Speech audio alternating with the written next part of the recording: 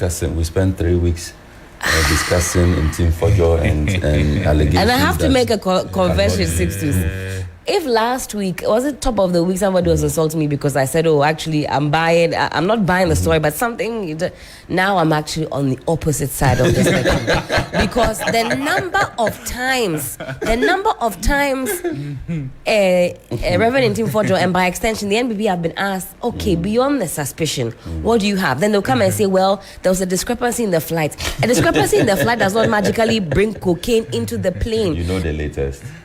General Secretary says, we want a bipartisan, probe, and independent committee to investigate the merits of the suspicion.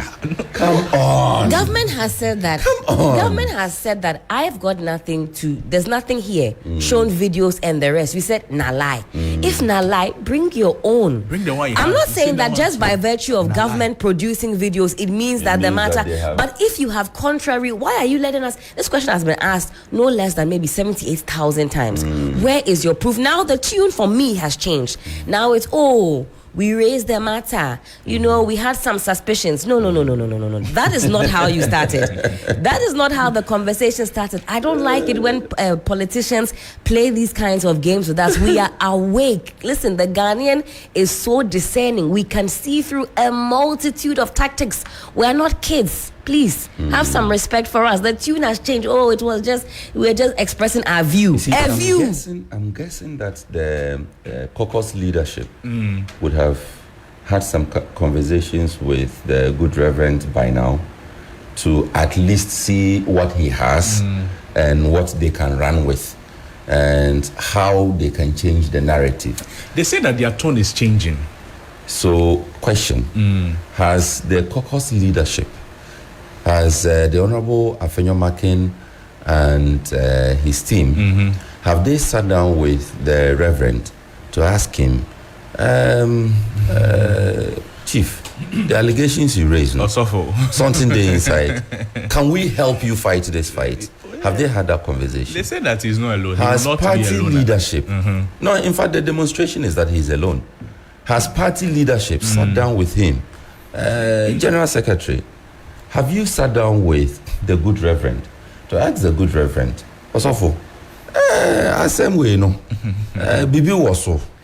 But did you not hear them yesterday when they said Reverend Ntim Fordjour is speaking on the behalf of the minority? So, Charlie, we all know, Helen, if you understand how these things work at the parliament, once some things get out of hand, you cannot isolate the person. They can't leave him hanging. But you see, I'm asking these questions because I'm just thinking, if there was something to it, the strategy would have changed by now. We would have seen that something. We would have seen something. If they were playing, if the good reverend was playing a long game, by now, with the way things are, the tide is changing, turning, we would have seen something. I mean, we are still seeing the same thing. They've come to arrest you. Yesterday they went there and they said the man started sending messages to media. Like, don't send. In fact, on the social media, he said, and I've been sleeping there. He said, arrest. I'm not afraid of arrest. Let them come. Assassination. I'm not. So I actually screenshot that. That's on social. On social. So I actually screenshot it. On their site. On the grounds. So I'm confused. You said you are not friends of the media. Of arrest. Where are you? We should come. I was reading the comments. They said when a man saw in the camera that their camera, I went to hide in the kitchen and lock the doors. And then he started sending broadcast messages to journalists. Come on, they come to catch me. In fact, when he was on Joy News, he was on set. He said they should come and arrest me now. Call for my arrest now. That's what he said. He dared. He was daring security agents. He said, "Come and arrest me." They've come to. You are resisting. I don't understand. Well, please, for the record, he wasn't resisting. That's he was insisting on his right. I understand that he was asking for the warrant. Exactly. That is his right. Who are the people who went to arrest Ntim Fordjour? Do we know them? Question for the courts. And I'm reading something from Kofi Bento. So he says that if a marks person tries to arrest you, you have a right in law to resist it. It could be a kidnap. Yes. If Manx people try to enter your house, you have a constitutional right to shoot to kill them in your defense. And he's citing Article 30. Yes. I mean, you don't know the person. The person is coming, is not identifying him or herself. He may be wearing something, but is that alone enough? I agree with that argument. I'm only sad that these kinds of arguments are made selectively at certain points in that's time. Right. That's right. That is the only sadness for me at this point. Because, look, when national security, they described them as national security operatives at the time, invaded Appiah-Ampofo West Wagon, the Baoleshi primary school, where a by-election was happening. And they were slapping members of parliament, active sitting members of parliament, left, right, and center. We didn't hear these analyses. They were hooded. They were not labeled, not identifiable. All we knew, in fact, they were in tanks and trucks, and as if it was a war zone. Charlie. That morning, in fact, we were all running for cover. Helen, see, the election, the polling station that morning, I mean, a lot of you, it was only the slap of some George you saw. That's right. In fact, that video is recirculating now on social media. Yes. It was only the slap of Sam George a lot of people saw. That's right. But even for media people, journalists who were there covering the election that morning, everybody had to run for cover. Yeah. You simply could not tell where the bullets were coming from, where the slaps were coming from. There was no label friend on your forehead. If you didn't look fit the "we are together" description, you were collecting. Woto. Just physically assaulted. I mean, you see, these are condemnable acts. Yeah. And we should condemn them. If they happened yesterday, we should condemn them. If they happen today, we should condemn them. What is wrong under NPP is wrong under NDC. It's wrong right. under NDC. Let us not keep quiet when a certain color is at the helm of affairs, but find our voices when the color changes. It is wrong. It is wrong. We've completely lost We've the plot. lost it. We've lost our way. We've lost it. And We've lost it. And the supposed neutrals, they are the problem of this country. Fake neutrals. Well, my word is... You say a certain demographic will keep their mouth shut. For some time. For some time. We defend everything indefensible once the color is our favorite color. But the moment we see the shade that we don't like, then we are all out, blazing. We know every portion of the law to quote. We know every article, every clause, every section of the law. And we know all the common sense. And the morality is at peak. That's right. What is condemnable is condemnable. Let us not be mute. But I think it raises the question of the conduct of these security operatives, how they identify themselves and how they go on quote-unquote operations. The signals, their appearance, their conduct when they go send. I think it has been of concern for a very long time. For instance, when they went to... when they were led by Mr. Jakpa to the BOG governor's house, now there's this one. When they went to Appiah-Ampofo West Wagon, they were described as national security operatives. But when they go, what do? They may be proper national security operatives, but when they get there and they are, all they know is force, without, maybe per their standard operating procedure, force is their first line of action. But no, that cannot be. Exactly. No. So their work should be, how they conduct themselves outside should be interrogated. Crosby. They should find a fine way to do their work. If the instruction is to go arrest Crosby, Right. if they are coming here, this building, to arrest you, the procedure is different from they coming to your house, because this is your place of work. Right. And they can't just, like I saw in my former employment, where some truckload of national security. Charlie, this description, I have no idea where Everything is given the tag national security. That's a movie. And then you identify them by their macho, by their attire. Sometimes looks like bulletproof vest. Yeah, some maybe khaki, and something covering the face. That's how they typically come. So if they are coming to your house, they knock on your door, unless of course you are expected to be of flight risk. Maybe you have been playing hide and seek with them. They've been looking for you, so they are not getting you. And unlike the OASP, they cannot put you on a wanted list. So they decide to ambush you one early morning in your house. Then they get there. Even with that, they can't just get there and start breaking down doors. There definitely will be a knock.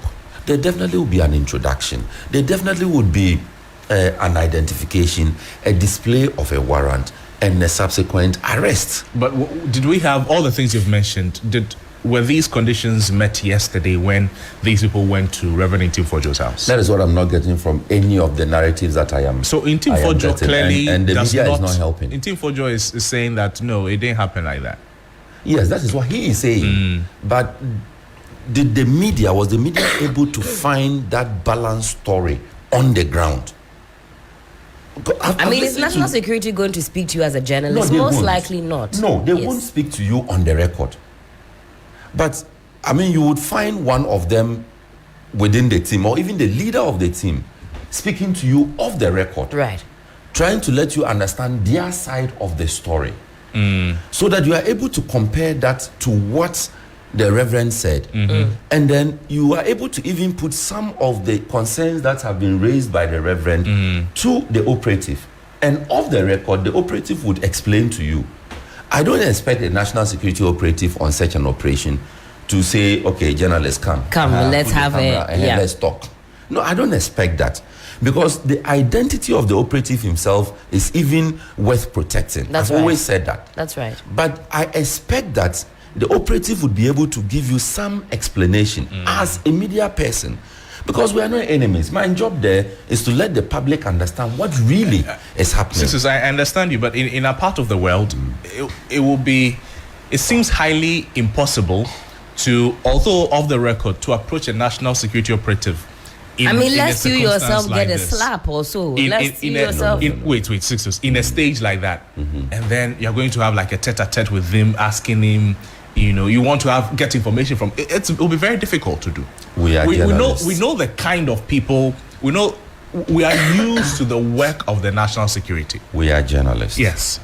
We find information, and we don't find information by always. I put it to you. Fair enough, right? By I am a journalist. You better speak now, or I will expose you. That is not it. In a lot of these instances, you would know somebody there. That is how we find information. In fact, there are times that you walk into a situation and somebody walks up to you willingly, because the person knows you. The person is comfortable sharing the information with you. The person trusts you. We are journalists. That's what we do. We are able to earn the trust of people to be able to share information with us. More so that the person who is sharing the information is interested in getting his side of the story out. Especially when there's another narrative that is dominating the space. You see, but when I listen to, and I've listened to at least 4 different media houses, trying to understand from the perspective of the journalist what really happened there. Because I don't want to take Reverend's word for it. I don't want to take national security for it. I want to hear a journalist who was on the ground and brings me a story that says that I went there, I saw this, I had this conversation, I had that conversation. These are the parallels that I have drawn from this. But a lot of the time what we find, and now I'm attacking my own, what we find is that we tend to put ourselves in the story, our opinion in the story. That's right. And try to tell the story from the angle that aligns with our thinking of how in fact our own prejudices. Our own prejudices. I'm not getting that, and it's becoming difficult to know what really happened at Reverend's house. That's how polarized this society is, whether you like it or yes. What was clear, though, yesterday was that by the time a number of journalists had arrived, the 88 Battalion had already invaded the place. Yes. Then I saw a call for more and more supporters to come, and at that point, I mean, what I did gather, though, listening to Afenyo Markin and also former Defense Minister Dominic Nitiwo, was that a conversation was had inside Reverend's home, and an assurance was given to the NIB that he will present himself to the security agencies for further. Did they have to get to this point before he presented and that is himself? that's why Ntim Fordjour, sadly, in the court of public opinion, doesn't have too much sympathy, because at the point that it got to yesterday, there was peak frustration. You know, he was baiting the agencies, come and get me, come and arrest me, if you like, assassinate me, and so on and so forth. That is what takes me back to my earlier question, whether conversations have been had with him at the caucus leadership level and at the party leadership level. Because it appears to me he's a lone ranger, you know, trying to daring people, you know, taunting the authority, well, catch me if you can, kind of. Yes. Then he called, you say you want to hear from NACOC and so on and so forth. There was a NACOC, I forget his role there, senior rep, who also presented a video. Then you, Reverend Ntim Fordjour, go on your X page and say that the videos given or provided by the NACOC rep is fake. So at this point, it is very difficult to understand if you are really looking to collaborate. Justin Frimpong-Kodia is the General Secretary of the NPP. Yesterday, as the scuffle was, not scuffle, but as all the excitement was going on at the residence of Ntim Fordjour, talked about good faith. He says the operatives were not acting in good faith. Is it good faith for a sitting member of parliament in a particular committee to hold a presser on April 1 and then write to the committee on April 2 for further and better particulars? And on April 1, standing on some kind of strong authority, said, my intel suggests this intel is flight information. If I want. So you spoke about what the General Secretary of the party said. Let's listen from the horse's own mouth. Certainly. The words he spoke yesterday. Whether it's the Director General, whether it's the Director in charge of operation, or from Jubilee House, or maybe for Fukwachi send them, they will know if they are doing the right thing. They shouldn't be perturbed about the numbers. But because they know what they are doing is wrong, that's why they've left. They can call so many people who will come and support them. Their due process must be followed. Their due process must be followed. I even applaud the president. The president quickly responded by saying that there should be collaborative investigation. Then all of a sudden, the spokesperson to the president, who is throwing his weight about, and he must be sacked. He's rather undermining the position of the president. He rather said that even the investigation is useless because Honorable Fordjour did not provide any evidence. Meanwhile, the president had instructed that there should be a collaborative investigation. And then you, as a spokesperson to the president, you are rather supposed to amplify what the president says and then explain it further. You are rather articulating a position. And the minority caucus expresses a position on a matter through its a spokesperson on a particular matter. Holds a press conference, expresses a position on a matter. When have you seen in Ghana's history that we sent about 20 gun-wielding NIB officers to go and pick him up to come and explain what he said? When? Is this the change? We're not back in a coup era. So that's the first issue, that when the minority caucus is raising questions that there's a particular matter, full-scale public inquiry needs to take place on that matter. You don't send gun-wielding NIB officers. Did you see the guns? AK-47s, cocked people wearing masks and balaclavas all over. As to what transpired, resistance. As to what transpired inside, you saw a Reverend Ntim Fordjour, a man not as tall as I am, right? A man not as big as I am, right? Had his house, right, sieged by over 20 persons who purport or held themselves to have come from the national security. As to whether or not they were from national security, we don't know. Come with armed men. You know, about 20 of them. We don't need it. If you disagree, you disagree. In any event, the caucus is calling for a bipartisan inquiry into this matter. we should be able to judge all. But, well, they have de-escalated, they've left, they've gone back to wherever they came from.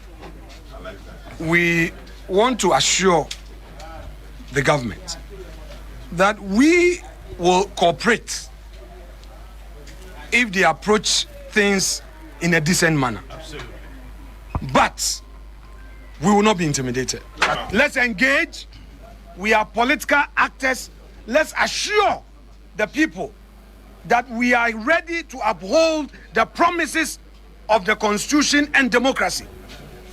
So, the voices of some political actors, if you like. The last voice we heard was that of Alexander Appiah-Ampofo. He's the minority leader, so he's the leader of the Honorable Ntim Fordjour, who is in the middle of all of this, and he's saying that if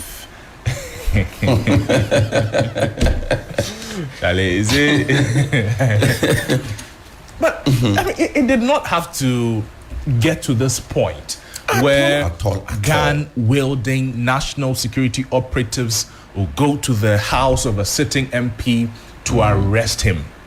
It did not have to get here. The president, when you made the allegations, immediately, the last time I was saying that you didn't even have to take the president. Now, if there's somebody more than the president, you have to take that person. The president immediately said, please investigate. Yes. Come and give us what we have, what you have. Let us investigate. You say that you not come. And you are calling that they should come and arrest you. They have come to arrest you now. Your people say that.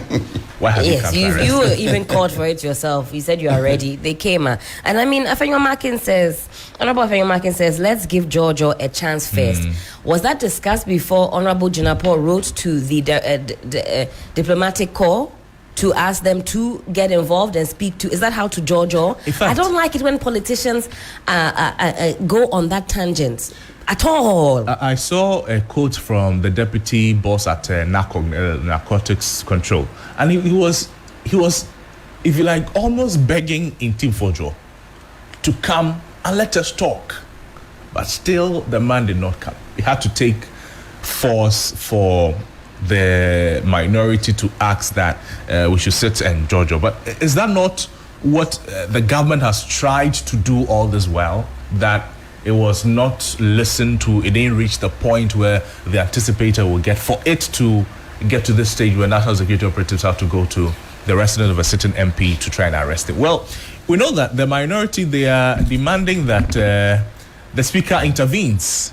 They're demanding the speaker intervenes over the NIB's attempted arrest of the Reverend Ntim Fordjour. So they wrote a letter to the speaker to take urgent steps to ensure that interactions between lawmakers and security agencies are conducted by constitutional provisions and established parliamentary protocols. You know that about 2 days ago... They are now... Yeah. Oh, okay. About 2 days ago, the vice chairperson of the Defense Committee, he said he was going to ask the speaker, write to the speaker to release or ask Ntim Fordjour to go to the security operatives so that the investigations, continue. So the story continues that it follows the attempted arrest of the Member of Parliament for Ascent South, Reverend John Ntim Fordjour, by officials of the National Intelligence Bureau yesterday. The arrest attempt is reportedly linked to investigations into allegations of drug trafficking and money laundering involving 2 international flights that transited through Ghana in March 2025. So it was in a memo through its chief whip, Frank Anadompré, expressing concern that the NIB officials acted without regard for the procedures that govern engagements with members of parliament. Sxtus, again, the question about immunity, what it allows and what it does not allow, comes in play here. The Deputy Director of Elections of the NDC, Rashid Tanko Computer. So when the incident happened I chanced on him at an event here in Accra, and then we spoke with him. So he listened to what Reverend Ntim Fordjour said when he was asked about his reaction to the arrest. Yes, Rashid Tanko Computer. He was not a reasonable person. He was arresting people who alleged. Uncle Jato was a reasonable human being. He was not a reasonable person. He was a reasonable human being. He knew what he was doing. He always come out with evidence and traces and ask you follow it, and he will give you that. This man, you just sat there, you made reckless statement, pointed out. You even said alleged. He said he has evidence. He has intelligence. There's a difference between saying that you have intelligence and you have information. If you say you have intelligence, you know what you are talking about. When you read about intelligence, these people, that's why I say they are just reckless people. And I always insist that some of them, they should be given tablets and they sit in the house. They shouldn't come to parliament again because they are becoming distracted in the country. These people will not allow this country to grow. And that is why Ghanaians, by their wisdom, since 1972, never gave them power until 2000. That's what I'm saying, the young states. Some of them were fortunate to meet them. And we know how they are. From 1972, they never got power until 2000. We made a mistake about bringing them to power. And we stopped them in 2009. They managed to come back again in 2016, and they have shown their colors. This time, we will make that mistake. At least 15 years is enough for them, so that they go and reform. This kind of behavior will not send Ghana anywhere. And I strongly congratulate the security agents for having picked them. All those loud-mouth guys who think that they are going to change the image of His Excellency John Dramani Mahama and the NDC, they should prepare for it. Well, who are those with Even the security agencies, they wasted time. The day he held the press conference, he should have been arrested on that day. You see, an honorable person like that should be the first person, respecter of the law. He should do that. He's an honorable person. On top of it, he's a man of God. Okay, maybe he's supposed to be, but he's a man of God. Okay? These are people who revere a lot in this country. Men of God, the religious leaders. If you have evidence, enough evidence, you have. Look, he's a ranking member on Security and Intelligence Committee, right? Right. You have a chamber. You know the security agencies. You know their office. You know the bosses of this thing. Why couldn't you go straight to them, hand over this? So that's Rashid Tanko Computer, is the Deputy Director of Elections of the NDC, reacting to the attempted arrest, I should say, of the Reverend Ntim Fordjour yesterday. He says that it is belated. Anyways, the conversations, they keep coming. The stories, this story keeps developing, getting legs and arms by the day. So stay with us here on 3FM and all the media general platforms. We'll be updating you on how this story travels, the call by the leadership of the minority to sit and find a way to deal with this, and the letter by, or the memo by Frank Anodompre to the Speaker to intervene in the conduct of the national security in the attempted arrest of the sitting MP. Remember that Francis Xavier Sxtus was also involved in some arrest issues. There was also the concern about how to arrest a member of parliament and all of that. So if the Speaker responds, stay with us. We'll bring you that conversation as well. Let me just...